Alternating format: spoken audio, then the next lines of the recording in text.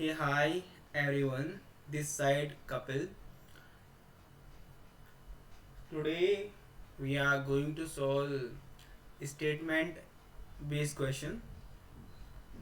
So this is first question.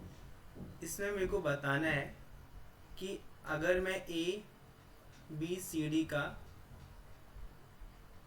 Product करता हूँ तो ये जो प्रोडक्ट है ये किसके क्लोज आता है।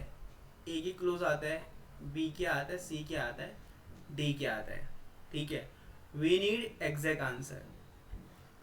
अब क्या मैं स्टेटमेंट वन से आंसर निकाल सकता हूँ? इसने बोला ए बड़ा है, बी बड़ा है, सी बड़ा है। अब हमें डी के बारे में पता नहीं है। ठीक है, जब तक मेरे को डी के बारे में पता नहीं है तो मैं कैसे बोल सकता हूँ कि कौन सा इसके क्लोज है, किसके, आपके नहीं, ए बी सी डी के प्रोडक्ट के क्लोज कौन सा है। ठीक है, क्योंकि जो वैल्यू बड़ी होगी वही तो इसके क्लोज होगी ना। तो we don't have the information about D, तो पहली स्टेटमेंट से तो आंसर हमारा नहीं निकल रहा है। अब इसने बोला सी इज नॉट द स्मॉलेस्ट। अगर सी स्मॉलेस्ट नहीं है इट मीन्स डी सबसे स्मॉलेस्ट होगा, क्योंकि ए तो सबसे बड़ा है ना। तो अगर सिर्फ मैं स्टेटमेंट वन का यूज करूंगा then will not get answer. अगर मैं टू का भी करूंगा तभी भी नहीं मिलेगा। लेकिन अगर मैं दोनों को मिलाऊंगा then we will get the answer, क्योंकि उससे मुझे पता चलेगा कि भाई जो डी के सबसे छोटा है। अब देखो, अब मुझे पता चल चुका है कि ए क्या है, सबसे बड़ा नंबर है। तो अगर ए बी सी डी का मैं प्रोडक्ट करूंगा देन ये आंसर ए के सबसे ज़्यादा क्लोज रहेगा। तो हमारा ऑप्शन होगा ऑप्शन नंबर सी। देखो, if the question can be answer by using both the statement together. ठीक है, क्योंकि मैं पहली स्टेटमेंट का यूज़ कर रहा हूँ और दूसरी का भी यूज़ कर रहा हूँ, तब जाके मुझे आंसर मिल रहा है। ठीक है, इसलिए आंसर क्या होगा, मेरा सी होगा। ठीक है, पहला ऑप्शन क्यों नहीं होगा? इसने बोला है कि इसको मैं एक स्टेटमेंट से दे सकता हूँ दूसरे से नहीं, तो ये ऑप्शन तो नहीं होगा। इसने बोला दोनों स्टेटमेंट से दे सकता हूँ अकेले अकेले, तो बी भी नहीं होगा और डी तो होगा नहीं। So our answer will be C. ठीक है, आई होप आपको ये क्वेश्चन समझ में आया होगा। If you have any doubt so आपके पास कमेंट बॉक्स है, उसमें लिख दीजिए। अब दूसरा क्वेश्चन देखिए, ये कह रहा है कि एम एन इक्वल टू के है और एम और एन मेरे क्या है, प्राइम नंबर्स।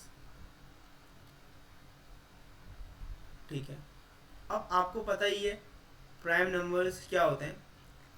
ठीक है, अब ये कह रहा है कि अगर मैं एम एन को मल्टीप्लाई करता हूँ तो जो के आता है, के क्या आता है, इवन नंबर।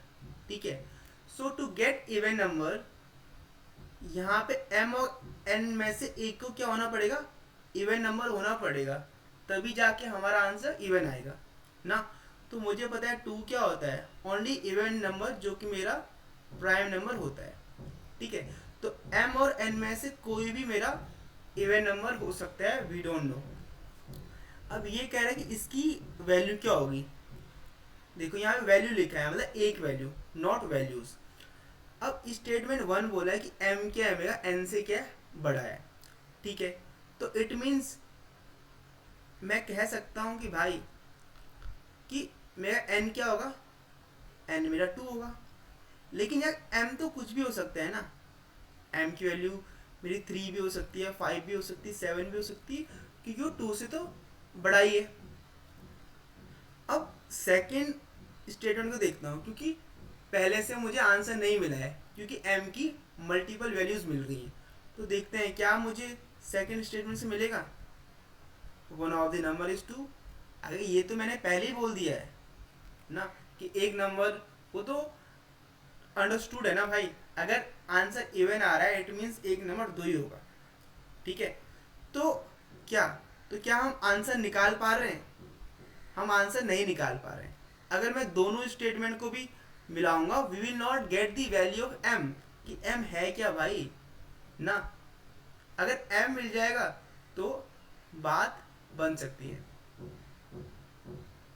ठीक है।